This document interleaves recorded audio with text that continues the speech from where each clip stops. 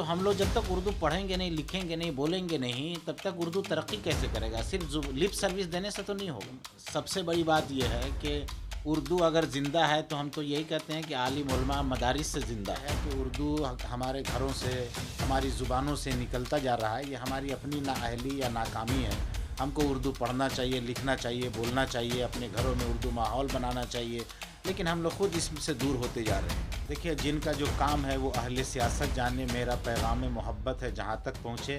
हम अपने मकसद में कामयाब होना चाहते हैं, उनका अपना मकसद कुछ है वो जाने। मैं आप लोगों के ज़रिए उर्दू बच्चों से भी अपील करना चाहता हूँ कि आप उर्दू में तो ज़रूर कीजिए और बहुत अच्छा काम कीजिए, लेकिन साथ साथ आप बंगला भी इतना अच्छा सीखिए कि अगर उर्दू ना भी हो तो भी आप मोहताज न बन सकें किसी तरह से, या परेशान ना हो। कुछ बातें ऐसी होती है जो काम हो जाने से पहले आया करना, उसमें अड़चन पैदा हो जाता है। कोई ब्लैक हैंड आ जाता है जो उस काम में रुकावट कर देता है। तो हम लोग की कोशिश ये होती है कि काम हो जाए, उसके बाद मीडिया के सामने हम लोग ये बात रखें। हम लोगों ने इसके बारे में कई बार चिट्ठी दी थी, तो अल्हम्दुलिल्लाह 218 इंग्लिश मीडियम हम लोगों ने गवर्नमेंट से मांगा था, 100% माइनॉरिटी कैरेक्टर के साथ माइनॉरिटी इलाके में, जिसमें से अभी 39 इंग्लिश मीडियम स्कूल पास हो गया, 39, और डिस्ट्रिक्ट में ब्लॉक सतह पर इसका काम चल रहा है।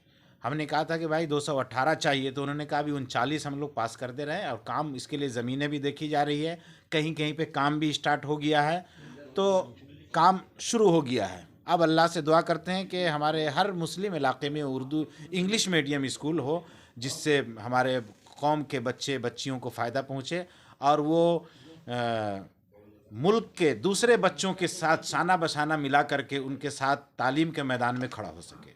जिस तरह उर्दू के लिए WBCS में से जो उर्दू को हटा दिया गया था और उसके लिए कोशिश की शुरू दिन से, आज अल्लाह ने कामयाब किया, और इसमें मैं मुबारकबाद देता हूँ जनाब नदीम उल हक साहब को, फरहाद हकीम साहब को, चीफ मिनिस्टर ममता बनर्जी को, और इसमें जितने लोग हम कोशिश की है उर्दू के लिए, सबों को मैं मुबारकबाद पेश करता हूँ। और अभी परसों हम लोगों की फिर एक मीटिंग हुई थी नदीम भाई साहब की क़यादत में। ग़ुलाम रब्बानी साहब थे, नूरुल हक साहब थे, शहूद आलम साहब थे, कारी फजलुर रहमान साहब थे, सबों के साथ मीटिंग हुई थी। और कल नदीम भाई के क़यादत में हम लोग फरहाद हकीम साहब को चिट्ठी देने गए थे कि उर्दू को फिर से बहाल किया जाए, वरना उर्दू वाले बहुत पीछे रह जाएंगे।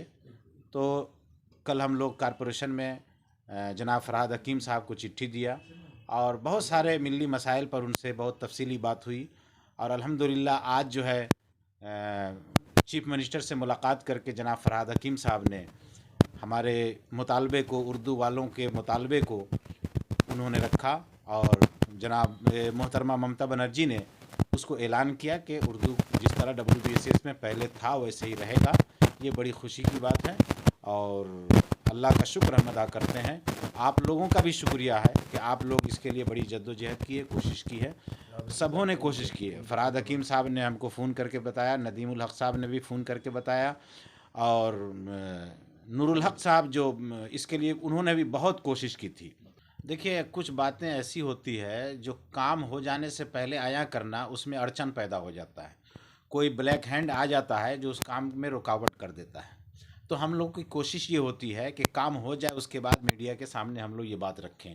11 अप्रैल को जो मुलाकात हुई थी चीफ मिनिस्टर से, जिसमें उन्होंने वादा भी किया था, चीफ सेक्रेटरी को फ़ोन करके भी बताया था कि उर्दू को हमने दूसरी सरकारी ज़ुबान का दर्जा दिया है और वो अगर नहीं होगा तो उर्दू वाले पीछे हो जाएंगे। तो सिर्फ हमने उर्दूओं के लिए नहीं बात किया था, हम लोगों ने उर्दू, हिंदी, संथाली तीनों को कहा था कि उसको फिर से उसका दर्जा दिया जाए जिस तरह वो था। तो उस वक्त उन्होंने बात की थी, और वो एक ये था कि काम होने से पहले वो अखबार में आ गया था किसी वजह से। तो अल्लाह का शुक्र है कि उसके बाद बहुत दिनों बाद ही सही, लेकिन उर्दू को उसका मकाम मिला। और WBCS में जो लोग इम्तिहान देंगे उनको भी मैं मुबारकबाद पेश करता हूँ। हमारे तलबा तालिबात जो बहुत ही परेशान थे, उनकी भी दुआएं काम की है, उनके माँ बाप की भी दुआएं काम की है, और उर्दू वालों की भी दुआएं काम की है। मैं आप लोगों के ज़रिए उर्दू वालों से भी ये अपील करना चाहता हूँ कि आप उर्दू में तो ज़रूर कीजिए और बहुत अच्छा काम कीजिए, लेकिन साथ साथ आप बंगला भी इतना अच्छा सीखिए कि अगर उर्दू ना भी हो तो भी आप मोहताज ना बन सकें किसी तरह से, या परेशान ना हो सकें। देखिए, ये तो अल्लाह की ज़ात से हमको उम्मीद है कि अब ऐसा नहीं होगा, लेकिन अगर होगा तो फिर कोशिश की जाएगी, लेकिन ऐसी उम्मीद नहीं है। देखिए, जिनका जो काम है वो अहले सियासत जाने, मेरा पैगाम मोहब्बत है जहाँ तक पहुँचे। हम अपने मकसद में कामयाब होना चाहते हैं, उनका अपना मकसद कुछ है वो जाने। आप हमको लोग उर्दू का मकाम मिल गया, हम इसके लिए अल्लाह का शुक्र अदा करते हैं। आप लोगों के अलावा और कई तंजीम, कई फ़र्द जो हैं इंडिपेंडेंट भी इस तरह से इस मुहिम में थे, उन लोगों के बारे में भी क्या कहेंगे? उनके बारे में भी हम कहते हैं कि उनकी भी कोशिश थी और उनकी भी दुआएं थी, जिसकी वजह से अल्लाह ने कामयाब किया। ऐसा आरोप लगता रहा है कि जो भी उर्दू के जो मेन है, जैसे मिली और मिल्लत के लिए जो लोग काम करते रहते हैं, वो लोग ही उर्दू को उतना अहमियत नहीं दे रहे हैं और वो लोग ही उर्दू को डुबाने का काम कर रहे हैं। देखिए, हकीकत यह है कि उर्दू हमारे घरों से, हमारी ज़ुबानों से निकलता जा रहा है। ये हमारी अपनी नाअहली या नाकामी है।